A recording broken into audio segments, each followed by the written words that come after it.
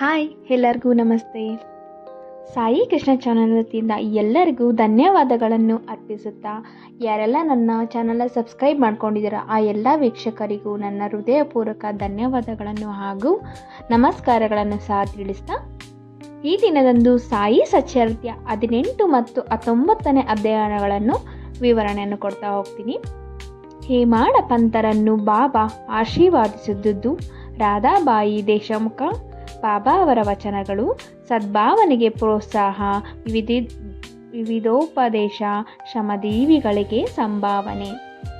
ಈ ಎಲ್ಲದರ ವಿವರಣೆ ಈ ಅಧ್ಯಯನದಲ್ಲಿ ಕೊಡ್ತಾ ಹೋಗ್ತಾಯಿನಿ. ಈ ಹಿಂದಿನ 2 ಅಧ್ಯಯನಗಳಲ್ಲಿ ಬ್ರಹ್ಮಜ್ಞಾನವನ್ನು ಪಡೆಯಲು ಬಂದ ಧನಿಕನನ್ನು ಬಾಬಾ ಅವರು ಹೇಗೆ ಆಧರಿಸಿದರು ಎಂಬುದನ್ನು ವಿವರಿಸಿದೆ. ಈಗ ಈ 2 ಅಧ್ಯಯನಗಳಲ್ಲಿ ಬಾಬಾ ಸದ್ಭಾವನೆಯನ್ನು ಹೇಗೆ ಪ್ರೋತ್ಸಾಹಿಸುತ್ತಿದ್ದರು ಎಂಬುದನ್ನು ಇತರ ವಿಷಯಗಳನ್ನು ಹೇಮಾಡ ಪಂತರು ಚರ್ಚಿಸಿರುತ್ತಾರೆ. ಸದ್ಗುರುವು ಶಿಷ್ಯನ ಅರ್ಹತೆಯನ್ನು ತಿಳಿದು ಅವನಿಗೆ ಸರಿಯಾದುದನ್ನು ಉಪದೇಶಿಸಿ ಅವನನ್ನು ಸ್ವ ಅನುಭವ ಗುರಿಯ ಕಡೆಗೆ ಸಾಗಿಸುತ್ತಾನೆ. ಈ ವಿಚಾರವನ್ನು ಗುರುಗಳು ಹೇಳಿಕೊಟ್ಟಿರುವುದನ್ನು ಬೇರೆಯವರಿಗೆ ತಿಳಿಸಬಾರದೆಂದು ಕೆಲವರ ಅಭಿಪ್ರಾಯ. ಅದನ್ನು ಪ್ರಕಟಿಸಿದರೆ ಅದು ನಿಷ್ಪ್ರಯೋಜಕವಾಗುವುದೆಂದು ಅವರು ವಾದಿಸುತ್ತಾರೆ. ಈ ಅಭಿಪ್ರಾಯ ಸರಿಯಲ್ಲ. ಸದ್ಗುರುವು ಮಳೆಗಾಲದ ಮೋಡಗಳಿದ್ದಂತೆ ಧಾರಾಕಾರವಾಗಿ ಅವನು ಮಳೆ ಸುರಿಸಬಲ್ಲನು. ಅಂದರೆ ತನ್ನ ಅಮೃತ ವಚನಗಳನ್ನು ಎಲ್ಲ ಕಡೆಗೂ ಹರಡಬಲ್ಲನು. ಇದನ್ನು ನಾವು ಅನುಭವಿಸಿ ಜ್ಞಾನೋದಯವಾದ ನಂತರ ಯಾವ ಆಸೆಯೂ ಇಲ್ಲದೆ ಅದನ್ನು ಇತರರ ಸೇವೆಗಾಗಿ ಸದ್ವಿನಿಯೋಗ ಮಾಡಬೇಕು. ಉದಾಹರಣೆ, ಬುಧಕೌಶಿಕ ಮುನಿಯು ತಾನು ಕನಸಿನೆಲ್ಲ ಕಂಡ ರಾಮರಕ್ಷ ಸ್ತೋತ್ರವನ್ನು ಪ್ರಕಟಿಸಿರುತ್ತಾರೆ.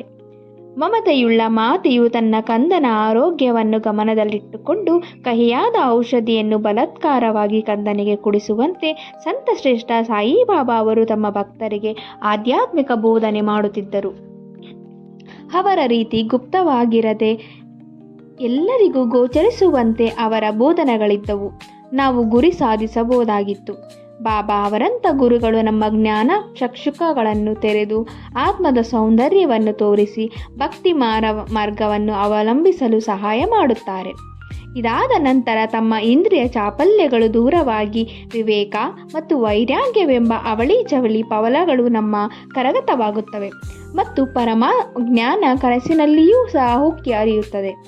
ನಾವು ಸದ್ಗುರುವಿನ ಸಂಘದಲ್ಲಿದ್ದು ಅವರ ಪ್ರೀತಿಗೆ ಪಾತ್ರರಾದ ಕೂಡಲೇ ಇವೆಲ್ಲವನ್ನು ಹೊಂದಬಹುದು.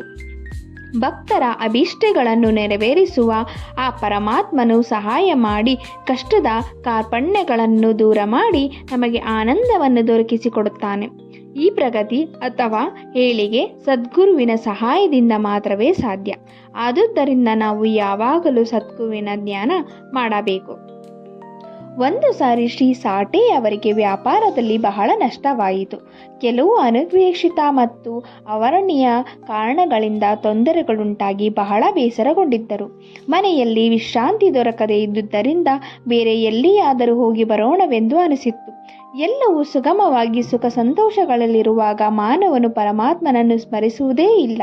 ಕಷ್ಟ ಕಾರ್ಪಣ್ಯಗಳು ತಲೆದೂರಿದಾಗ ಮಾತ್ರ ಪರಮಾತ್ಮನ ನೆನಪು ಬರುತ್ತದೆ. ಇದು ಮಾನವನ ಸಹಜ ಸ್ವಭಾವ. ಅವನ ಕರ್ಮ ಸವೆದಂತೆ ಮಾತ್ರ ಪರಮಾತ್ಮನು ಸಮಾಧಾನ ಮತ್ತು ಸಂತೋಷವನ್ನು ಕೊಡಬಲ್ಲ. ಸದ್ಗುರುವಿನ ಸಂಪರ್ಕಕ್ಕೆ ದಾರಿ ತೋರುವನು. ಶ್ರೀ ಸಾಟೆಯವರಿಗೆ ಇದು ಅನುಭವವಾಯಿತು. ಅವನ ಸ್ನೇಹಿತರು ಶಿರಡಿಗೆ ಹೋಗಿ ಬಾಬಾ ಅವರ ದರ್ಶನ ಪಡೆದರೆ ಎಲ್ಲವೂ ಸರಿ ಹೋಗುತ್ತದೆ ಎಂದು ಹೇಳಿದರು. ಇದನ್ನು ಮನಗಂಡು ಅವರು 1917ರಲ್ಲಿ ಶಿರಡಿಗೆ ಬಂದರು. ಬಾಬಾ ಅವರ ಶಾಂತಿಯುತವಾದ ವದನಗಳನ್ನು ನೋಡಿದ ಕೂಡಲೇ ಆನಂದದಿಂದ ಅವರ ಶಾಂತಿ ಪಡೆದರು. ಬಾಬಾ ಅವರ ದರ್ಶನ ಸೌಲಭ್ಯ ಒದಗಿದುದು ತಮ್ಮ ಪೂರ್ವಜನ್ಮದ ಪುಣ್ಯಫಲವೇ ಸರಿ ಎಂದು ಅವರು ಭಾವಿಸಿದರು. ಶ್ರೀ ಸಾಟೆಯವರು ದೃಢ ಸಂಕಲ್ಪಿಗಳು. ಆದುದರಿಂದ ಅವರು ಗುರುಚರಿತ್ರೆಯನ್ನು ಪಠಣ ಮಾಡಲಾರಂಭಿಸಿದರು. ಈ ಗ್ರಂಥವನ್ನು 1 ಸಪ್ತಾಹದಲ್ಲಿ ಮುಗಿಸಿದಾಗ ಬಾಬಾ ಅವರು ಆ ದಿನ ರಾತ್ರಿ ಅವರಿಗೆ ಕನಸಿನಲ್ಲಿ ದರ್ಶನ ನೀಡಿದರು. ಅವರು ಬಾಬಾ ನಮಗೆ ಗುರುಚರಿತ್ರೆಯನ್ನು ವಿವರಿಸುತ್ತಿರುವ ದೃಶ್ಯವನ್ನು ಕನಸಿನಲ್ಲಿ ಕಂಡರು. ಎಚ್ಚೆತ್ತು ಕನಸನ್ನು ಪುನಃ ನೆನಪಿಸಿ ತಂದುಕೊಂಡು ಸಂತೋಷಭರಿತರಾದರು. ಅಜ್ಞಾನ ಅಂಧಕಾರಗಳಲ್ಲಿ ಸಿಕ್ಕಿ ತೊಳಲುತ್ತಿದ್ದ ಆತ್ಮವನ್ನು ಗುರುಚರಿತ್ರೆಯ ವಿವರಣೆಯಿಂದ ಎಚ್ಚರಿಸಿ ಆ ಅಮೃತವನ್ನು ಪಡೆಯಲು ನೆರವು ನೀಡಿದ ಬಾಬಾ ಅವರ ದಯೆಯನ್ನು ಹೊಗಳಲೇಬೇಕಾದುದೇ ಎಂದು ಭಾವಿಸಿದರು. ಮರುದಿನ ಕಾಕಾ ಸಾಹೇಬರಿಗೆ ತಮ್ಮ ಕನಸಿನ ವಿವರಿಸಿ, ಆ ಕನಸಿನ ಅರ್ಥವೇನು, ಇದೊಂದು ಬಾರಿ ಸಪ್ತಾಹ ಮಾಡಬೇಕೇ, ಬಾಬಾ ಅವರಲ್ಲಿ ವಿಚಾರಿಸಿ ಎಂದು ಕಾಕಾ ಅವರನ್ನು ಸಮಯ ನೋಡಿಕೊಂಡು ಬಾಬಾ ಅವರನ್ನು ಕಂಡು, ದೇವರೇ, ನಿಮ್ಮ ದರ್ಶನದಿಂದ ಸಾಟೆಯವರಿಗೆ ಏನು ಸಲಹೆ ನೀಡುವಿರಿ? ಅವರು ಗುರುಚರಿತೆಯ ಇನ್ನೊಂದು ಸಪ್ತಾಹ ಮಾಡಬೇಕೇ? ಅವರು ಸಾಮಾನ್ಯ ಭಕ್ತರು. ನಿಮ್ಮ ಅಭಿಪ್ರಾಯ ತಿಳಿಸಿರಿ ಮತ್ತು ಅವರನ್ನು ಆಶೀರ್ವಾದಿಸಿರಿ ಎಂದು ವಿನಂತಿಸಿದರು.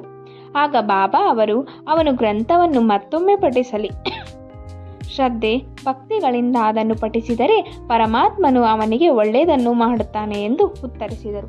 ಆ ಸಮಯದಲ್ಲಿ ಹೇಮಾಡ ಪಂತರು ಮಸೀದಿಯಲ್ಲಿ ಬಾಬಾ ಅವರ ಪಾದಗಳನ್ನು ಒತ್ತುತ್ತಿದ್ದರು. ಬಾಬಾ ಅವರ ಈ ವಚನಗಳನ್ನು ಕೇಳಿ ಅವರು ಮನಸ್ಸಿನಲ್ಲಿ, ಏನು ಸಾಟೆಯವರು 1 ವಾರ ಪಠಿಸಿದ್ದಕ್ಕೆ ಪ್ರತಿಫಲ ದೊರಕಿತು. ನಾನು 40 ವರ್ಷಗಳಿಂದಲೂ ಅದನ್ನು ಪಠಿಸುತ್ತಿದ್ದೇನೆ, ನನಗೆ ಪ್ರತಿಫಲವೇ ದೊರಕಲಿಲ್ಲ. ಅವರ 7 ದಿನಗಳ ಪಠಣೆಯಿಂದಲೇ ಬಯಕೆಗಳು ಈಡೇರಿದವು. ಆದರೆ ನಾನು 7 ವರ್ಷಗಳಿಂದಲೂ ಇಲ್ಲಿಯೇ ಇದ್ದೇನೆ, ಆದರೂ ಕೂಡ ಏನೂ ಪ್ರಯೋಜನವಾಗಲಿಲ್ಲ. ಜಾತಕ ಪಕ್ಷಿಯು ಹೇಗೆ ಮಳೆ ನೀರಿಗೆ ಹಾತೊರೆಯುತ್ತಿರುವುದೋ ಅದೇ ರೀತಿ ನಾನು ಬಾಬಾ ಅವರ ಅಮೃತ ದಾರಿಗೆ ಹಾತೊರೆಯುತ್ತಿದ್ದೇನೆ, ಆಶೀರ್ವದಿಸಲ್ಪಡಲು ಕಾತರನಾಗಿದ್ದೇನೆ ಎಂದು ಯೋಚಿಸುತ್ತಿದ್ದರು. ಹೇಮಾಡ ಪಂತರ ಮನದಲ್ಲಿ ಈ ಥರದ ಯೋಚನೆ ಸುಳಿಯಲಾರಂಭಿಸಿದ ಕೂಡಲೇ ಅದು ಬಾಬಾ ಅವರಿಗೆ ತಿಳಿಯಿತು. ಬಾಬಾ ಅವರಿಗೆ ಭಕ್ತರ ಮನಸ್ಸಲ್ಲಿ ಗ್ರಹಿಸುವ ಶಕ್ತಿ ಇದ್ದದ್ದು ಅವರ ಅನೇಕ ಭಕ್ತರ ಅನುಭವ. ಭಕ್ತರ ದುರ್ವರ್ತನೆಗಳನ್ನು ಅಡಗಿಸಿ ಸದ್ಭಾವನೆಗಳನ್ನು ಪ್ರೋತ್ಸಾಹಿಸುತ್ತಿದ್ದರು. ಬಾಬಾ ಅವರು ಕೂಡಲೇ ಹೇಮಾಡ ಪಂತರ ಮನಸ್ಸನ್ನು ಓದಿ, ನೀನು ಹೋಗಿ ಶ್ಯಾಮ ಅವರಿಂದ 15 ರು ದಕ್ಷಿಣೆ ತೆಗೆದುಕೊಂಡು ಬಾ, ಅಲ್ಲಿಯೇ ಸ್ವಲ್ಪ ಹೊತ್ತು ಆನಂದದಿಂದ ವಿರಮಿಸು ಎಂದು ಹೇಳಿ ಕಳುಹಿಸಿದರು. ಬಾಬಾ ಅವರ ಮನಸ್ಸಿನಲ್ಲಿ ದಯೆ ಮೂಡಿತ್ತು, ಆದುದರಿಂದ ಈ ಥರದ ಆಜ್ಞೆ ಮಾಡಿದರು. ಹೇಮಾಡ ಪಂತರು ಕೂಡಲೇ ಮಸೀದಿಯನ್ನು ಬಿಟ್ಟು ಶ್ಯಾಮ ಅವರ ಮನೆಗೆ ಬಂದರು. ಶ್ಯಾಮ ಅವರು ಆಗ ತಾನೇ ಸ್ನಾನ ಮುಗಿಸಿ ಪಂಚೆ ಉಟ್ಟುಕೊಳ್ಳುತ್ತಿದ್ದರು. ಅವರು ಹೊರಗೆ ಬಂದು, ಇದೇನು ಈಗ ಇಲ್ಲಿಗೆ ಬಂದಿರುವೆ? ಮಸೀದಿಯಿಂದ ಬಂದಿರುವಂತೆ ತೋರುತ್ತದೆ. ಒಬ್ಬನೇ ಬಂದಿರುವೆಯಲ್ಲ, ಸ್ವಲ್ಪ ಹೊತ್ತು ಕುಳಿತು ವಿಶ್ರಮಿಸಿಕೊ, ಪೂಜೆ ಮುಗಿಸಿ ಬರುತ್ತೇನೆ ಎಂದು ಹೇಳಿ ಹೇಮಾಡ ಪಂತರಿಗೆ ತಾಂಬೂಲ ಸವಿಯಲು ಕೊಟ್ಟು ಪೂಜೆಗೆ ಹೊರಟರು. ಅಲ್ಲಿಯೇ ಕಿಟಕಿಯಲ್ಲಿ ಪ್ರಸಿದ್ಧ ಮರಾಠಿ ಗ್ರಂಥವಾದ ಏಕನಾಥ ಭಾಗವತ ಇತ್ತು. ಸಾಯಿಬಾಬಾ ಅವರ ಸಲಹೆ ಮೇರೆಗೆ ಶ್ರೀಗಳಾದ ಬಾಬು ಸಾಹೇಬ ಜೋಗ ಮತ್ತು ಕಾಕಾ ದೀಕ್ಷಿತ ಅವರು ಪ್ರತಿ ದಿವಸವೂ ಶಿರ್ಡಿಯಲ್ಲಿ ಭಗವದ್ಗೀತೆ ಮತ್ತು ಮರಾಠಿ ಟೀಕಾರ್ಥವಾದ ಭಾವಾರ್ಥ ದೀಪಿಕಾ ಅಥವಾ ಜ್ಞಾನೇಶ್ವರಿ, ನಾಥ ಭಾಗವತ ಮತ್ತು ಭಾವಾರ್ಥ ರಾಮಾಯಣ ಇವುಗಳನ್ನು ಪಠಿಸುತ್ತಿದ್ದರು. ಭಕ್ತರು ಬಾಬಾ ಅವರಿಗೆ ಪ್ರಶ್ನೆಗಳನ್ನು ಕೇಳಿದಾಗ ಈ ಪುಸ್ತಕಗಳ ಕೆಲವು ಭಾಗಗಳನ್ನು ಬಾಬಾ ಅವರಿಗೆ ಓದಲು ಹೇಳುತ್ತಿದ್ದರು. ಅವುಗಳನ್ನು ಓದಿದಾಗ ಅವರ ಸಮಸ್ಯೆ ಪರಿಹಾರವಾಗುತ್ತಿದ್ದವು. ಹೇಮಾಡ ಪಂತರು ಸಹ ನಾಥ ಭಾಗವತದ ಕೆಲವು ಭಾಗಗಳನ್ನು ಪ್ರತಿದಿನವೂ ಪಠಿಸುತ್ತಿದ್ದರು. ಅಂದು ಹೇಮಾಡ ಪಂತರು ಕೆಲವು ಭಕ್ತರ ಸಂಗಡ ಮಸೀದಿಗೆ ಹೋಗಬೇಕಾದ ಸಂದರ್ಭ ಒದಗಿದ್ದರಿಂದ ಗ್ರಂಥ ಪಠಣೆಗೆ ಪೂರ್ಣಗೊಳಿಸಲಾಗಲಿಲ್ಲ. ಶ್ಯಾಮ ಅವರ ಮನೆಗೆ ಬಂದು ಆ ಗ್ರಂಥದ ಕೈಗೆ ತೆಗೆದುಕೊಂಡು ತೆರೆದಾಗ ಅವರು ಇನ್ನೂ ಮುಗಿಸದೇ ಇದ್ದ ಭಾಗ ಸರಿಯಾಗಿ ಬಂದಿತ್ತು. ಅದನ್ನು ಅವರು ಆನಂದದಿಂದ ಪಠಿಸಿ ಮುಗಿಸಿದರು. ಅಷ್ಟರಲ್ಲಿ ಶ್ಯಾಮ ಪೂಜೆ ಮುಗಿಸಿ ಹೊರಗಡೆ ಬಂದರು. ಹೇಮಾಡ ಪಂತ, ನಾನು ಬಾಬಾ ಅವರಿಂದ ಒಂದು ಸಂದೇಶವನ್ನು ತೆಗೆದುಕೊಂಡು ಬಂದಿರುತ್ತೇನೆ. ಅವರು ನಿಮ್ಮಿಂದ 15 ರು ದಕ್ಷಿಣೆ ಕೇಳಿ ತೆಗೆದುಕೊಂಡು ಬಾ ಎಂದು ಹೇಳಿರುತ್ತಾರೆ ಮತ್ತು ನಿಮ್ಮೊಡನೆ ಸ್ವಲ್ಪ ಹೊತ್ತು ಕೂತು ಮಾತುಕತೆ ಮುಗಿಸಿಕೊಂಡು ವಿರಾಮದಿಂದ ಬಾ ಎಂದು ಹೇಳಿರುತ್ತಾರೆ.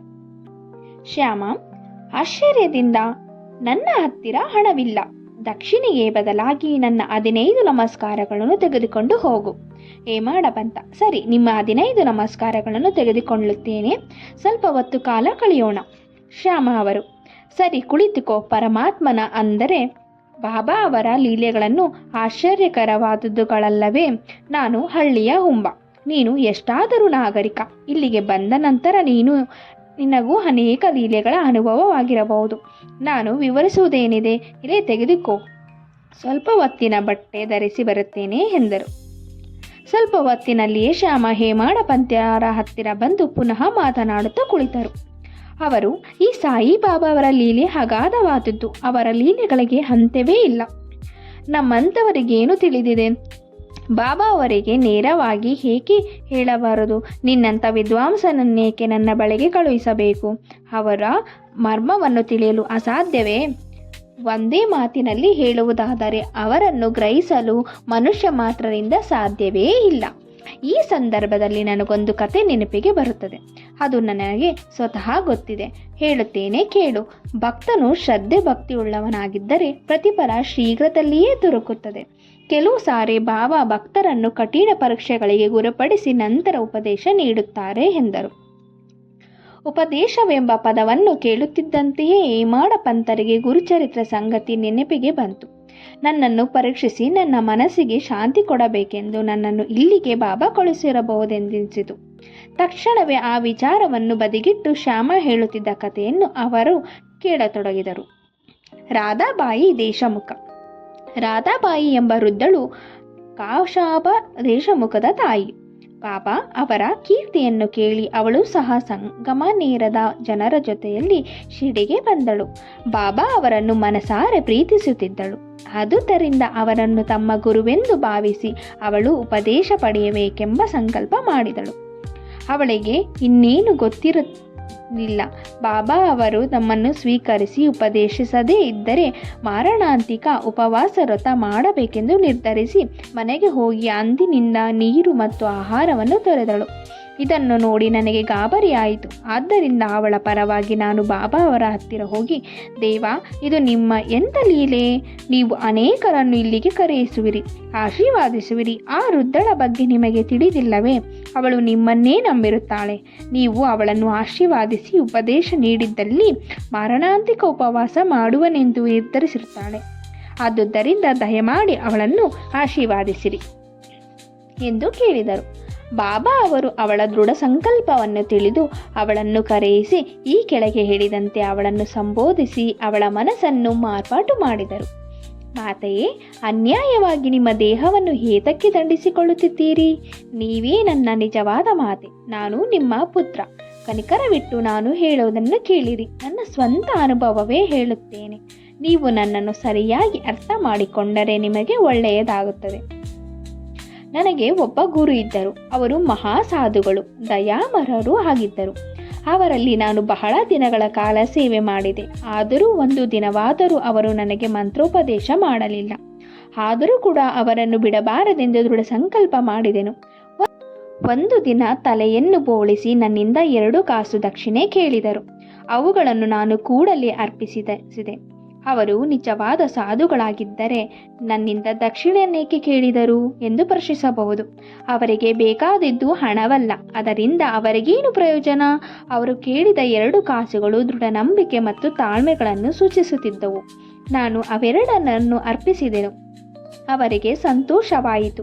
ನಾನು 12 ವರ್ಷಗಳ ಕಾಲ ನನ್ನ ಗುರುವಿನ ಸೇವೆಯನ್ನು ಮಾಡಿದೆ. ಅವರು ನನ್ನನ್ನು ಉದ್ಧರಿಸಿದರು. ಆಹಾರ ಮತ್ತು ಬಟ್ಟೆಗಳಿಗೆ ಕೊರತೆ ಇರಲಿಲ್ಲ. ಅವರು ನನ್ನನ್ನು ಬಹಳವಾಗಿ ಪ್ರೀತಿಸುತ್ತಿದ್ದರು. ಒಂದೇ ಮಾತಿನಲ್ಲಿ ಹೇಳುವುದಾದರೆ ಅವರು ಪ್ರೀತಿಯ ಅವತಾರ ಮೂರ್ತಿಗಳಾಗಿದ್ದರು. ಅವರನ್ನು ನಾನು ಹೇಗೆ ವರ್ಣಿಸಲಿ? ಅವರಂಥ ಗುರುಗಳ ವಿರಳ. ನಾನು ಅವರನ್ನು ನೋಡಿದಾಗ ಅವರು ತಪಸ್ವಿನಲ್ಲಿ ನಿರತರಾಗಿರುವಂತೆ ತೋರುತ್ತಿದ್ದರು. ಹಗಲಿರುಳು ಅವರನ್ನೇ ದೃಷ್ಟಿಸಿ ನೋಡುತ್ತಿದ್ದೆ. ನನಗೆ ಹಸಿವು ಬಾಯಾರಿಕೆ ಆಗುತ್ತಲೇ ಇರಲಿಲ್ಲ. ಅವರಿಲ್ಲದೆ ನನಗೆ ಶಾಂತಿಯೂ ಇರುತ್ತಿರಲಿಲ್ಲ. ಗುರುವಿನ ಹೊರತಾಗಿ ನನಗೆ ಧ್ಯಾನ ಮಾಡಲು ಬೇರೆ ಏನೂ ಸರಿಯೋಗುತ್ತಿರಲಿಲ್ಲ. ಅವರೇ ನನ್ನ ಸರ್ವಸ್ವವಾಗಿದ್ದರು.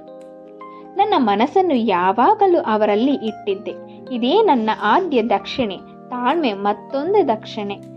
ಬಹಳ ದಿನಗಳ ಕಾಲ ತಾಳ್ಮೆಯಿಂದ ಅವರ ಸೇವೆ ಮಾಡುತ್ತಿದ್ದೆ. ತಾಳ್ಮೆಯೇ ಸಂಸಾರ ಸಾಗರವನ್ನು ದಾಟಿಸುವ ದೋಣಿ. ತಾಳ್ಮೆಯೇ ಮನುಷ್ಯನಿಗೆ ಭೂಷಣ. ಅದು ಪಾಪಗಳನ್ನು ನಿರ್ಮೂಲ ಮಾಡಿ ಕಷ್ಟ ಕಾರ್ಪಣ್ಯಗಳನ್ನು ತೊಲಗಿಸಿ ಜಯವನ್ನು ಪಡೆಯಲು ಸಹಾಯಕವಾಗುತ್ತದೆ.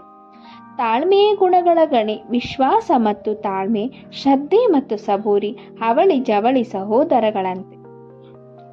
ನನ್ನ ಗುರುವು ನನ್ನಿಂದ ಇನ್ನೇನು ಬಯಸಲಿಲ್ಲ. ಅವರು ನನ್ನನ್ನು ಸದಾ ರಕ್ಷಿಸುತ್ತಿದ್ದರು. ಕೆಲವು ಸಾರಿ ಅವರೊಡನೆಯೂ ಮತ್ತೆ ಕೆಲವು ಸಾರಿ ಅವರನ್ನು ಅಗಲಿಯೂ ಇದ್ದೇನೆ. ಆದರೂ ಅವರು ಪ್ರೇಮ ಅಚಲವಾಗಿತ್ತು. ಯಾವಾಗಲೂ ತಮ್ಮ ಕೃಪಾದೃಷ್ಟಿಯಿಂದ ನನ್ನನ್ನು ಕಾಪಾಡುತ್ತಿದ್ದರು.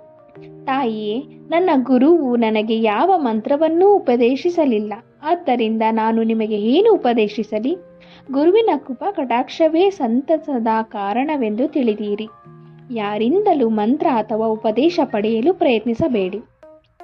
ನನ್ನನ್ನು ತಮ್ಮ ಭಾವನೆಯ ಪ್ರತೀಕವನ್ನಾಗಿ ಮಾಡಿಕೊಂಡು ನನ್ನಲ್ಲಿ ಅಚಲ ವಿಶ್ವಾಸವಿಡಿ. ನನ್ನನ್ನು ಮನಃಪೂರ್ವಕವಾಗಿ ನೋಡಿದರೆ ನಾನು ನಿಮ್ಮನ್ನು ಅದೇ ರೀತಿ ನೋಡುತ್ತೇನೆ. ಈ ಮಸೀದಿಯಲ್ಲಿ ಕುಳಿತು ನಾನು ಸದಾ ಸತ್ಯವನ್ನೇ ನುಡಿಯುತ್ತೇನೆ. ಇದಕ್ಕೆ ಯಾವ ಸಾಧನೆಯೂ ಅಥವಾ ಶಾಸ್ತ್ರಗಳ ಪಾಂಡಿತ್ಯವೂ ಬೇಕಿಲ್ಲ. ಯಾರು ಗುರುವಿನಲ್ಲಿ ಹರಿಹರ ಬ್ರಹ್ಮಾದಿಗಳೆಂದು ಆರಾಧಿಸುವರೋ ಅವರ ಆಶೀರ್ವಾದಿಸಲ್ಪಡುತ್ತಾರೆ. ಈ ರೀತಿ ಉಪದೇಶಿಸಲ್ಪಟ್ಟ ರಾಧಾಬಾಯಿಯು ಸಂಪೂರ್ಣ ವಿಶ್ವಾಸದಿಂದ ತನ್ನ ಉಪವಾಸರತವನ್ನು ಬಿಟ್ಟಳು. ಇದನ್ನು ಸಮಯಕ್ಕೆ ಸರಿಯಾಗಿ ಕೇಳಿದ ಹೇಮಾಡ ಪಂತರು ಅಚ್ಚರಿಗೊಂಡರು. ಆನಂದಕ್ಕೆ ಪಾರವಿಲ್ಲದೆ ಅವರು ಕ್ಷಣಕಾಲ ಸ್ತಂಭೀಭೂತರಾದರು. ಇದನ್ನು ನೋಡಿದ ಶ್ಯಾಮ ಅವರು, ಏನು ಸಮಾಚಾರ? ಏತಕ್ಕೆ ಸುಮ್ಮನಿದ್ದೀಯೇ? ಇನ್ನಿಷ್ಟು ಲೀಲೆಗಳು ವಿವರಿಸಲೇ ಎಂದರು. ಆ ಸಮಯಕ್ಕೆ ಸರಿಯಾಗಿ ಮಧ್ಯಾಹ್ನದ ಆರತಿ ಸಮಯವಾಯಿತೆಂದು ಮಸೀದಿಯ ಗಂಟೆ ಬಾರಿಸತೊಡಗಿತು. ಇದನ್ನು ಕೇಳಿ ಇಬ್ಬರು ಮಸೀದಿಗೆ ಹೊರಟರು. ಎಲ್ಲರೂ ಆರತಿ ಹಾಡುತ್ತಿದ್ದರು. ಶ್ಯಾಮ ಅವರು ಹೇಮಾಡ ಪಂತರನ್ನು ಸಂಗಡತೆ ಕರೆದುಕೊಂಡು ಮಸೀದಿಗೆ ಬಂದು ಬಾಬಾ ಅವರ ಬಲಗಡೆ ಕುಳಿತರು. ಹೇಮಾಡ ಪಂತರು ಬಾಬಾ ಅವರ ಮುಂದೆ ಕುಳಿತರು. ಇದನ್ನು ಕಂಡ ಬಾಬಾ ಅವರು ಹೇಮಾಡ ಪಂತರಿಗೆ ಶ್ಯಾಮ ಅವರಿಂದ ತಂದ ದಕ್ಷಿಣೆಯನ್ನು ಕೊಡಲು ಕೇಳಿದರು. ಹೇಮಾಡ ಪಂತರು ಶ್ಯಾಮ ಅವರ 15 ನಮಸ್ಕಾರಗಳನ್ನು ಮಾತ್ರ ಕೊಟ್ಟಿರುತ್ತಾರೆಂದು ತಿಳಿಸಿದರು. ಆಗ ಬಾಬಾ ಅವರು, ಸರಿ, ನಾನು ಹೇಳಿದ ಪ್ರಕಾರ ಏನಾದರೂ ಮಾತುಕತೆ ನಡೆಸಿದ್ದೀರಾ? ಹಾಗಿದ್ದರೆ ಯಾವ ವಿಚಾರ ಪ್ರಸ್ತಾಪಿಸಿದ್ದೀರಿ ಎಂದು ಕೇಳಿದರು. ಗಂಟೆಗಳು ಮತ್ತು ಮೃದಂಗಗಳ ಶಬ್ದ ಮತ್ತು ಹಾಡುಗಳು ಇವೊಂದನ್ನು ಲಕ್ಷಿಸದೆ ಹೇಮಾಡ ಪಂತರು ಆನಂದದಿಂದ ನಡೆದ ವಿಚಾರವೆಲ್ಲವನ್ನು ಹೇಳತೊಡಗಿದರು. ಬಾಬಾ ಅವರು ಸಹ ಕೇಳುತ್ತಿದ್ದರು. ಹೇಮಾಡ ಪಂತರು ಮಾತನಾಡಿದ್ದೆಲ್ಲವನ್ನು ಹೇಳುತ್ತಾ, ನಿಜಕ್ಕೂ ಆ ವೃದ್ಧಳ ಕಥೆಯಿಂದ ನನ್ನನ್ನು ಪರೋಕ್ಷವಾಗಿ ಆಶೀರ್ವಾದಿಸಿದ್ದೀರಿ ಬಾಬಾ ಎಂದರು. ಬಾಬಾ ಅವರು, ಕತೆ ನಿಜವಾಗಿ ಅದ್ಭುತವಾದದ್ದು. ಆದರೆ ನೀನು ಹೇಗೆ ಆಶೀರ್ವದಿಸಲ್ಪಟ್ಟೆ ವಿವರಿಸು ಎಂದರು. ಹೇಮಾಡ ಪಂತರು ಕೇಳಿದ ವಿಷಯಗಳೆಲ್ಲವನ್ನು ವಿಷಾದವಾಗಿ ಹೇಳಿದರು. ಬಾಬಾ ಅವರು ಆನಂದದಿಂದ, ನಿನಗೆ ಈ ಕಥೆಯು ಪೂರ್ಣ ಅರ್ಥವಾಯಿತೆ ಎಂದು ಕೇಳಿದರು. ಹೇಮಾಡ ಪಂತರು, ಹೌದು ಬಾಬಾ, ನನಗೆ ಈಗ ಶಾಂತಿ ದೊರಕಿದೆ ಎಂದರು. ಆಗ ಬಾಬಾ ಅವರು, ನನ್ನ ರೀತಿ ಅದ್ವಿತೀಯವಾದದ್ದು. ಈ ಒಂದು ಕಥೆಯನ್ನು ಜ್ಞಾಪಕದಲ್ಲಿಟ್ಟುಕೊಂಡರೆ ನಿನಗೆ ಉಪಯೋಗವಾಗುತ್ತದೆ. ಆತ್ಮಜ್ಞಾನ ದೊರೆಯಬೇಕಾದರೆ ಭಕ್ತಿ ಅವಶ್ಯಕವಾಗಿದ್ದು ಅದನ್ನು ನಿರಂತರವಾಗಿ ಅಭ್ಯಾಸ ಮಾಡಿದರೆ ನಿನ್ನ ವೃತ್ತಿಗಳು ಸಮಾಧಾನವಾಗುತ್ತವೆ. ಅಶಾರಹಿತವಾಗಿ ನಿನ್ನ ಮನಸ್ಸನ್ನು ಈ ಪರಮಾತ್ಮನಲ್ಲಿಡು. ಆಗ ಗುರಿಯನ್ನು ಸಾಧಿಸಬಹುದು. ಯಾವಾಗಲೂ ನನ್ನ ನಿರಾಕಾರ ರೂಪವನ್ನೇ ಧ್ಯಾನಿಸು. ಇದು ಸಾಧ್ಯವಿಲ್ಲದಿದ್ದರೆ ಹಗಲಿರುಳು ನೀನು ನೋಡುತ್ತಿರುವ ರೂಪವನ್ನೇ ಧ್ಯಾನಿಸು. ಈ ರೀತಿ ಧ್ಯಾನ ಮಾಡುತ್ತಿದ್ದರೆ ನಿನ್ನ ವೃತ್ತಿಗಳು ಒಂದು ದಾರಿಯನ್ನು ಅನುವರ್ತಿಸುತ್ತವೆ. ಆಗ ಧ್ಯಾತ, ಧ್ಯಾನ, ಧ್ಯೇಯ ಇವುಗಳಲ್ಲಿರುವ ವ್ಯತ್ಯಾಸವೂ ದೂರವಾಗುತ್ತದೆ. ಆಗ ನಿನ್ನ ಮನಸ್ಸು ಬ್ರಹ್ಮನಲ್ಲಿ ಐಕ್ಯವಾಗುತ್ತದೆ. ಆಮೆಯು ನದಿಯ ಒಂದು ದಡದಲ್ಲಿದ್ದು ಅದರ ಮರಿಗಳು ಇನ್ನೊಂದು ದಡದಲ್ಲಿದ್ದರೂ ಅದರ ದೃಷ್ಟಿ ಮಾತ್ರವೇ ಅವುಗಳಿಗೆ ಆಹಾರವಿದ್ದಂತೆ. ಅದು ಮರಿಗಳಿಗೆ ಹಾಲನ್ನಾಗಲಿ ಆಹಾರವನ್ನಾಗಲಿ ಕೊಡಬೇಕಿಲ್ಲ. ಗುರುವಿಗೂ ಶಿಷ್ಯನಿಗೂ ಅದೇ ರೀತಿ ಸಂಬಂಧವಿದೆ ಎಂದು ಬಾಬಾ ಹೇಳಿದರು. ಈ ರೀತಿ ಹೇಳುತ್ತಿರುವಾಗ ಆರತಿ ಮತ್ತು ವಾದ್ಯ ಮುಗಿದು ಜನರು ಏಕಕಂಠದಿಂದ ಜ್ಞಾನಿಯೂ ಸಚ್ಚಿದಾನಂದ ರೂಪನೂ ಆದ ಸದ್ಗುರು ಸಾಯಿಬಾಬಾ ಅವರಿಗೆ ಜಯವಾಗಲಿ ಎಂದು ಘೋಷಿಸಿದರು. ಇದಾದ ನಂತರ ಪ್ರಸಾದ ವಿನಿಯೋಗವಾಯಿತು. ಬಾಬು ಸಾಹೇಬ ಜೋಗ ಅವರು ಯಥಾ ಪ್ರಕಾರ ಬಾಬಾ ಅವರಿಗೆ ನಮಸ್ಕರಿಸಿ ಸಕ್ಕರೆ ಕೊಟ್ಟರು. ಬಾಬಾ ಆಗ ಸಕ್ಕರೆಯನ್ನು ಹೇಮಾಡ ಪಂತರಿಗೆ ಕೊಟ್ಟು, ಈ ಕಥೆಯನ್ನು ನೀನು ಮನಸಾರ ಜ್ಞಾಪಕದಲ್ಲಿಟ್ಟುಕೋ. ನಿನ್ನ ಜೀವನ ಸಕ್ಕರೆಯಷ್ಟು ಸಿಹಿಯಾಗುತ್ತದೆ. ನಿನ್ನ ಅಭಿಷ್ಟಗಳೆಲ್ಲವೂ ಸಿದ್ಧಿಸಿ ನೀನು ಸುಖಿಯಾಗಿರುವೆ ಎಂದು ಆಶೀರ್ವಾದಿಸಿದರು. ವಾಚಕ ಮಹಾಶಯರೇ, ಹೇಮಾಡ ಪಂತರಿಗೆ ಕಲ್ಲು ಸಕ್ಕರೆ ದೊರಕಿತು. ನಮಗೆ ಸಾಯಿ ಲೀಲಾಮೃತ ದೊರಕಿತು. ಅದನ್ನು ಮನದಣಿಯುವಂತೆ ಸೇವಿಸಿ ಪರಮಾತ್ಮನನ್ನು ದಾನಿಸೋಣ. ಬಾಬಾ ಅವರ ಕೃಪೆಯಿಂದ ಸಂತೋಷದಿಂದಿರೋಣ. ಬಾಬಾ ಅವರ ವಚನಗಳು ಅಮೂಲ್ಯವಾದವುಗಳು. ಅವುಗಳನ್ನು ನಾವು ಜ್ಞಾಪಕದಲ್ಲಿಟ್ಟುಕೊಂಡು ಅವುಗಳಂತೆ ವರ್ತಿಸಿದರೆ ನಿಜವಾಗಿಯೂ ನಮಗೆ ಒಳ್ಳೆಯದಾಗುತ್ತದೆ. ಅವುಗಳೆಂದರೆ, ಯಾರು ತಮ್ಮ ಋಣಾನುಬಂಧವಿಲ್ಲದೆ ಎಲ್ಲಿಗೂ ಹೋಗಲಾರರು. ಯಾರ ಮನುಷ್ಯನೇ ಯಾವ ಮನುಷ್ಯನೇ ಆಗಲಿ ಪ್ರಾಣಿಯೇ ಆಗಲಿ ನಿಮ್ಮ ಬಳಿ ಬಂದರೆ ನಿರ್ದಯೆಯಿಂದ ಓಡಿಸಬೇಡಿರಿ. ತಕ್ಕ ಮರ್ಯಾದೆ ಮತ್ತು ಆದರಗಳಿಂದ ಸ್ವಾಗತಿಸಿರಿ. ಬಾಯಾರಿಕೆಯಾದವರಿಗೆ ನೀರು ಕೊಟ್ಟರೆ, ಹಸಿದವರಿಗೆ ಆಹಾರ ನೀಡಿದರೆ, ಬಡವರಿಗೆ ಉಡುಪು ಕೊಟ್ಟರೆ, ಅಪರಿಚಿತರಿಗೆ ಪ್ರಯಾಣಿಕರಿಗೆ ನಿಮ್ಮ ಮನೆಯ ಪಡಸಾಲೆಯ ಮೇಲೆ ಮಲಗಿಕೊಳ್ಳಲು ಸ್ಥಳ ಕೊಟ್ಟರೆ ಶ್ರೀಹರಿಯು ಸಂತೃಪ್ತನಾಗುವನು. ನಿಮ್ಮಲ್ಲಿಗೆ ಹಣವನ್ನಪೇಕ್ಷಿಸಿ ಯಾರಾದರೂ ಬಂದರೆ ನಿಮಗೆ ಕೊಡಲು ಇಷ್ಟವಿಲ್ಲದಿದ್ದರೆ ಕೊಡಬೇಡಿರಿ, ಆದರೆ ವಿನಾಕಾರಣ ಹರಿಹಾಯಬೇಡಿರಿ. ನಿಮ್ಮನ್ನು ಅನೇಕ ಜನರು ನಿಂದಿಸಬಹುದು, ಆದರೂ ಅವರ ಮೇಲೆ ನೀವು ಸಿಟ್ಟು ಮಾಡಿಕೊಳ್ಳಬೇಡಿರಿ. ನೀವು ತಾಳ್ಮೆಯಿಂದ ವರ್ತಿಸಿದರೆ ಖಂಡಿತವಾಗಿಯೂ ನಿಮಗೆ ಶಾಂತಿ ದೊರಕುತ್ತದೆ. ಪ್ರಪಂಚವೇ ತಲೆ ಕೆಳಗಾದರೂ ಸರಿ, ನಿಮ್ಮ ಸ್ಥಳ ಬಿಟ್ಟು ಕದಲಬೇಡಿರಿ. ನಿಂತಲ್ಲಿಯೇ ನಿಂತು ಆಗು ಹೋಗುಗಳನ್ನು ಗಮನಿಸಿರಿ. ನನ್ನನ್ನು ಮತ್ತು ನಿಮ್ಮನ್ನು ಬೇರ್ಪಡಿಸುವ ಗೋಡೆಗಳನ್ನು ತೆಗೆದುಹಾಕಿರಿ. ಆಗ ನಮ್ಮಿಬ್ಬರ ಭೇಟಿಗೆ ಅವಕಾಶ ಸಿಗುತ್ತದೆ. ನಾನು ನೀನು ಎಂಬ ವ್ಯತ್ಯಾಸವನ್ನು ನಿರ್ಮೂಲನ ಮಾಡಿರಿ. ದೇವರು ದೊಡ್ಡವನು, ಅವನೇ ನಮ್ಮ ಸರ್ವಸ್ವ, ಅವನೇ ನಮ್ಮ ರಕ್ಷಕ. ಅವನ ರೀತಿ ನೀತಿಗಳು ಅಗಾಧ ಮತ್ತು ಅಮೂಲ್ಯವಾದವುಗಳು. ಅವನೇ ನಮ್ಮ ಅಭಿಷ್ಟಗಳೆಲ್ಲವನ್ನು ನೆರವೇರಿಸುತ್ತಾನೆ. ನಾವು ಇಲ್ಲಿ ಒಟ್ಟುಗೂಡಿರುವುದು ನಮ್ಮ ಪೂರ್ವಜನ್ಮದ ಋಣಾನುಬಂಧದಿಂದ. ನಾವು ಅನ್ಯೋನ್ಯವಾಗಿ ಕಲಿತು ಪ್ರೀತಿ ಮತ್ತು ಆದರಗಳೊಂದಿರೋಣ. ಈ ಒಂದು ಉದಾತ್ತವಾದ ಗುರಿಯನ್ನು ಯಾವನು ಸಾಧಿಸುತ್ತಾನೆಯೋ ಅವನೇ ನಿಜವಾದ ಸುಖಿ ಮತ್ತು ಅಮರನು. ಇತರರು ಪಶುಗಳಂತೆ ಉಸಿರಿರುವ ತನಕ ಜೀವಿಸುತ್ತಾರೆ. ಸದ್ಭಾವನೆಗೆ ಪ್ರೋತ್ಸಾಹ. ಶ್ರೀ ಸಾಯಿ ಬಾಬಾ ಅವರು ಸದ್ಭಾವನೆಯನ್ನು ಹೇಗೆ ಪ್ರೋತ್ಸಾಹಿಸುತ್ತಿದ್ದರೆಂಬುದನ್ನು ನಾವು ಗಮನಿಸೋಣ. ನೀವು ಅದರಲ್ಲಿ ಮನಃಪೂರ್ವಕವಾಗಿ ಶರಣಾಗತಿ ಹೊಂದಿದ್ದರೆ ಬಾಬಾ ನಿಮಗೆ ಎಷ್ಟು ಸಹಾಯವೆಸಗುತ್ತಾರೆಂಬುದನ್ನು ನೀವೇ ಮನಗಾಣುವಿರಿ. ನೀವು ಬೆಳಗ್ಗೆ ಎದ್ದಾಗ ಇರುವ ಸದ್ಭಾವನೆಯನ್ನು ಅಭಿವೃದ್ಧಿಪಡಿಸಿಕೊಂಡು ನೋಡಿರಿ. ಆಗ ನಿಮ್ಮ ಬುದ್ಧಿಯು ವಿಕಾಸ ಹೊಂದಿ ಮನಸ್ಸು ನಿರ್ಮಲವಾಗುತ್ತದೆ. ಹೇಮಾಡ ಪಂತರು ಇದನ್ನು ಪ್ರಯೋಗಿಸಲು ಪ್ರಯತ್ನಿಸಿದರು. ಒಂದು ದಿನ ಬುಧವಾರ ರಾತ್ರಿ ಮಲಗುವಾಗ, ನಾಳೆ ಗುರುವಾರ, ಶಿರ್ಡಿ ಪವಿತ್ರವಾದ ಸ್ಥಳ, ಆದುದರಿಂದ ಪವಿತ್ರವಾದ ಶ್ರೀರಾಮ ನಾಮಸ್ಮರಣೆಯಲ್ಲಿ ನಾನು ಕಾಲವನ್ನು ಕಳೆಯಬೇಕು ಎಂದು ಮನಸ್ಸಿನಲ್ಲಿ ಮಾಡಿಕೊಂಡು ಮಲಗಿದರು. ಮಾರನೇ ದಿನ ಬೆಳಗಾಗುತ್ತಲೇ ತನ್ನಿಷ್ಟಕ್ಕೆ ತಾನೇ ಏಕಪ್ರಕಾರವಾಗಿ ಶ್ರೀರಾಮನಾಮವು ಅವರ ಮುಖದಿಂದ ಹೊರಬರುತ್ತಿತ್ತು. ಅವರಿಗೆ ಸಂತೋಷವಾಯಿತು. ನಂತರ ಬೆಳಗಿನ ಕರ್ತವ್ಯಗಳನ್ನು ಮುಗಿಸಿಕೊಂಡು ಪುಷ್ಪಗಳನ್ನು ತೆಗೆದುಕೊಂಡು ಬಾಬಾ ಅವರ ದರ್ಶನ ಪಡೆಯಲು ಮಸೀದಿಗೆ ಹೊರಟರು.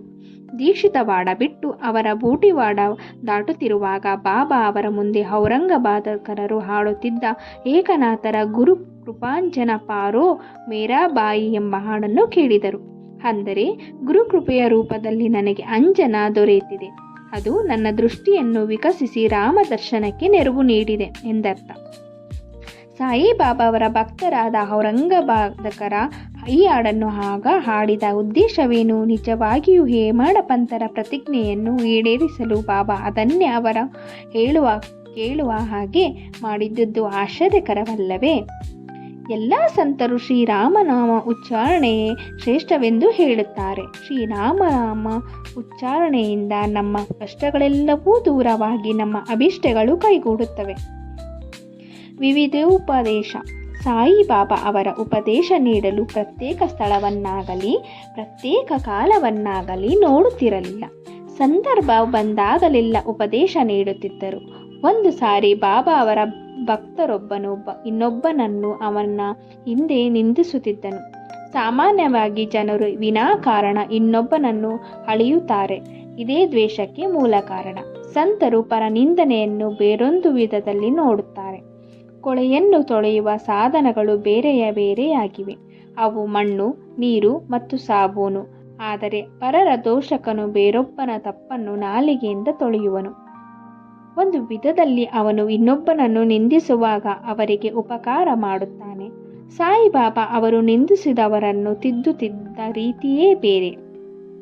ಅವರು ತಮ್ಮ ಆತ್ಮಜ್ಞಾನದಿಂದ ಅವನೇನು ಮಾಡಿದ್ದಾನೆಂಬುದು ತಿಳಿದು ಲೇಂಡಿಯ ಬಳಿ ಅವನನ್ನು ಸಂಧಿಸಿದಾಗ ಅವನಿಗೆ ಕೊಳೆಯನ್ನು ತಿನ್ನುತ್ತಿದ್ದ ಹಂದಿಯನ್ನು ತೋರಿಸಿ, ನೋಡು ಎಷ್ಟು ರುಚಿಕರವಾಗಿದೆ ಎಂದು. ಅದು ಕೊಳೆಯನ್ನು ತಿನ್ನುತ್ತಿದೆ. ನಿನ್ನ ರೀತಿಯೂ ಅದಕ್ಕೆ ಸಮಾನವಾಗಿದ್ದಾಗಿದೆ. ನಿನ್ನ ಸಹೋದರನನ್ನೇ ನೀನು ನಿಂದಿಸುತ್ತಿರುವೆ. ಪೂರ್ವಜನ್ಮದ ಸುಕೃತದಿಂದ ನಿನಗೆ ಈ ಮಾನವ ಜನ್ಮ ಲಭಿಸಿದೆ. ಈ ಜನ್ಮದಲ್ಲಿ ನೀನು ಈ ರೀತಿ ವರ್ತಿಸಿದರೆ ಶಿರ್ಡಿಯು ಯಾವ ರೀತಿಯಲ್ಲಿ ಸಹಾಯ ಮಾಡಬಹುದು ಎಂದು ಕೇಳಿದರು. ಭಕ್ತನು ಇದರಿಂದ ಪಾಠ ಕಲಿತುಕೊಂಡನು ಎಂಬುದನ್ನು ಬೇರೆ ಹೇಳುವ ಅಗತ್ಯವೇ ಇಲ್ಲ. ಈ ರೀತಿ ಬಾಬಾ ತಮಗೆ ಸಂದರ್ಭ ಒದಗಿದಾಗ ನೀತಿ ಬೋಧಿಸುತ್ತಿದ್ದರು. ಅದನ್ನು ತಾವು ಗಮನಿಸಿ ಅದರಿಂದ ನಡೆದುಕೊಂಡರೆ ನಮ್ಮ ಆಧ್ಯಾತ್ಮಿಕ ಗುರಿ ನಮ್ಮಿಂದ ದೂರಲಾಗಲಾರದು. ನಮ್ಮನ್ನು ಕೇವಲ ಮನುಷ್ಯ ಮಾತ್ರವೆಂದೂ ತಿಳಿದಿದ್ದ ಕೆಲವರ ತಪ್ಪು ಅಭಿಪ್ರಾಯಗಳನ್ನು ಹೋಗಲಾಡಿಸಲು ಬಾಬಾ ಪೃಥ್ವಿ, ಹ್ಯಾಪ್, ತೇಜಸ್ಸು, ವಾಯು, ಸ್ವರ್ಗ ಇವುಗಳಲ್ಲಿ ವ್ಯಾಪಿಸಿರುವ ಸರ್ವವ್ಯಾಪ್ತಿ ನಾನು ಎಂದು ಹೇಳಿರುತ್ತಾರೆ. ದೇವರು ಸಾಯಿ ರೂಪದಲ್ಲಿ ಅವತರಿಸಿದರು. ಯಾರು ಅವರನ್ನು ಯಾವಾಗಲೂ ಸ್ಮರಿಸುತ್ತಾ ಅವರನ್ನೇ ತಮ್ಮ ಏಕಮಾತ್ರ ಆಶ್ರಯವಾಗಿ ಮಾಡಿಕೊಂಡಿರುತ್ತಾರೆಯೋ ಅವರು ಸಿಹಿ ಮತ್ತು ಸಕ್ಕರೆ, ಅಲೆ ಮತ್ತು ಕಡಲು, ನೇತ್ರ ಮತ್ತು ಕಾಂತಿಯಂತೆ ಅವನಲ್ಲಿ ದೇವರಲ್ಲಿ ಏಕಾಗ್ರತೆಯನ್ನು ಮುಟ್ಟುತ್ತಾರೆ. ಯಾರು ಜನನ ಮರಣಗಳೆಂಬ ವ್ಯೂಹದಿಂದ ತಪ್ಪಿಸಿಕೊಳ್ಳಿಚ್ಛಿಸುತ್ತಾರೆಯೋ ಅಂಥವರು ಸತ್ಯಪರರಾಗಿರಬೇಕು. ಯಾವ ಮನುಷ್ಯನಿಗೂ ನೋವುಂಟು ಮಾಡುವಂತಹ ಮಾತುಗಳನ್ನಾಡಬಾರದು. ಯಾವಾಗಲೂ ಸತ್ಯಪರವಾಗಿ ತನು, ಮನ, ಧನಗಳನ್ನು ಈ ಭಗವಂತನಲ್ಲೇ ಅರ್ಪಿಸಬೇಕು. ಆಗ ಅವರು ಹೆದರಬೇಕಿಲ್ಲ. ಯಾರು ಸಾಯಿ ಅವರನ್ನು ಯಾವಾಗಲೂ ಧ್ಯಾನ ಮಾಡುತ್ತಾ ಜಪಿಸುತ್ತಾರೆಯೋ, ಹಾಡುತ್ತಾರೆಯೋ, ಇತರ ಯೋಚನೆಗಳಿಲ್ಲದೆ ಏಕಾಗ್ರ ಚಿತ್ತದಿಂದ ಧ್ಯಾನ ಮಾಡುತ್ತಾರೆಯೋ ಅವರು ಆತ್ಮಜ್ಞಾನವನ್ನು ಖಂಡಿತವಾಗಿಯೂ ಪಡೆಯುತ್ತಾರೆ. ಬಾಬಾ ಅನೇಕರಿಗೆ ನನ್ನನ್ನು ಯಾವಾಗಲೂ ಸ್ಮರಿಸಿರಿ, ನನ್ನಲ್ಲಿ ಆಶ್ರಯ ಪಡೆಯಿರಿ ಎಂದು ಹೇಳುತ್ತಿದ್ದರು. ದೇವರು ಯಾರು ಎಂದು ತಿಳಿಯಲು ಇಚ್ಛಿಸುವವರಿಗೆ ಶ್ರವಣ ಮತ್ತು ಮನನವನ್ನು ಅಭ್ಯಾಸ ಮಾಡುವಂತೆ ಹೇಳುತ್ತಿದ್ದರು. ಕೆಲವರಿಗೆ ಹರಿನಾಮ ಸ್ಮರಣೆಯನ್ನು ಮಾಡುವಂತೆಯೂ, ಕೆಲವರಿಗೆ ಪರಮಾತ್ಮನ ಲೀಲೆಗಳನ್ನು ಶ್ರವಣ ಮಾಡುವಂತೆಯೂ, ಕೆಲವರಿಗೆ ಹರಿಯ ಪಾದದ ಪೂಜೆ ಮಾಡುವಂತೆಯೂ ಮತ್ತು ಕೆಲವರಿಗೆ ಉದಾತ್ತವಾದ ಪುರಾಣ ಗ್ರಂಥಗಳಾದ ಜ್ಞಾನೇಶ್ವರಿ ಮತ್ತು ಮುಂತಾದ ಗ್ರಂಥಗಳನ್ನು ಓದುವಂತೆಯೂ ಹೇಳುತ್ತಿದ್ದರು. ಅನೇಕರಿಗೆ ವಿಷ್ಣು ಸಹಸ್ರನಾಮ ಪಠಣ ಮಾಡುವಂತೆ ಹೇಳುತ್ತಿದ್ದರು. ಕೆಲವರನ್ನು ತಮ್ಮ ಹತ್ತಿರ ಕೂರಿಸಿಕೊಳ್ಳುತ್ತಿದ್ದರು ಮತ್ತು ಕೆಲವರನ್ನು ಖಂಡೋಬ ದೇವಸ್ಥಾನಕ್ಕೆ ಕಳಿಸುತ್ತಿದ್ದರು. ಮಿಕ್ಕವರಿಗೆ ಚಾಂದೋಗ್ಯೋಪನಿಷತ್ತಿನನ್ನಾಗಲಿ ಗೀತೆಯನ್ನಾಗಲಿ ಪಠಿಸಲು ಹೇಳುತ್ತಿದ್ದರು. ಅವರ ಉಪದೇಶಗಳಿಗೆ ಮಿತಿ ಇರಲಿಲ್ಲ.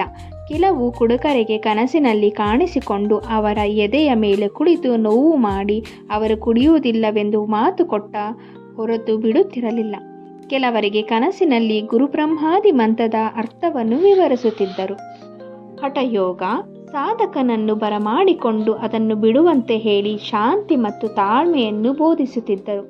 ಅವರ ರೀತಿ ನೀತಿಗಳನ್ನು ವರ್ಣಿಸಲು ಅಸಾಧ್ಯ. ಪ್ರಪಂಚದ ವ್ಯವಹಾರದಲ್ಲಿ ಸಾಮಾನ್ಯವಾಗಿ ತಮ್ಮ ಸ್ವಂತ ನಡವಳಿಕೆಯಿಂದ ಬಾಬಾ ಪಾಠ ಕಲಿಸುತ್ತಿದ್ದರು. ಅವುಗಳನ್ನು ಒಂದನ್ನು ಕೆಳಗೆ ಕೊಟ್ಟಿದೆ. ಶ್ರಮಜೀವಿಗಳಿಗೆ ಸಂಭಾವನೆ. ಒಂದು ದಿನ ಮಧ್ಯಾಹ್ನ ಸಾಯಿಬಾಬಾ ಅವರು ರಾಧಾಕೃಷ್ಣ ಮಾಯಿ ಅವರ ಮನೆಗೆ ಬಳಿಗೆ ಬಂದು ಏಣಿ ತೆಗೆದುಕೊಂಡು ಬನ್ನಿ ಎಂದರು. ಕೆಲವರು ಏಣಿ ತೆಗೆದುಕೊಂಡು ಬಂದು ಬಾಬಾ ಅವರ ಆಜ್ಞೆಯಂತೆ ಗೋಡೆಗೆ ಒರಗಿಸಿದರು. ಆಗ ಅವರು ವಾಮನ ಗುಂದಕರ ಅವರ ಮನೆ ಮೇಲೆ ಹತ್ತಿ ರಾಧಾಕೃಷ್ಣ ಮಾಯಿ ಅವರ ಮನೆ ಮೇಲೆ ಬಂದು ಅನಂತರ ಕೆಳಗಿಳಿದರು. ಬಾಬಾ ಅವರ ಈ ನಡತೆ ಯಾರಿಗೂ ಅರ್ಥವಾಗಲಿಲ್ಲ. ರಾಧಾಕೃಷ್ಣ ಮಾಯಿ ಅವರು ಆಗ ಚಳಿ ಜ್ವರದಿಂದ ಬಳಲುತ್ತಿದ್ದರು. ಆ ಜ್ವರವನ್ನು ಹೋಗಲಾಡಿಸಲು ಸಗವೇ ಬಾಬಾ ಅವರ ಹಾಗೆ ನಡೆದುಕೊಂಡರು. ಮಾಳಿಗೆಯಿಂದ ಕೆಳಗಿಳಿದ ತಕ್ಷಣ ಬಾಬಾ ಏಣಿಯನ್ನು ತಂದುಕೊಟ್ಟವನಿಗೆ 2 ರೂಗಳನ್ನು ಕೊಟ್ಟರು.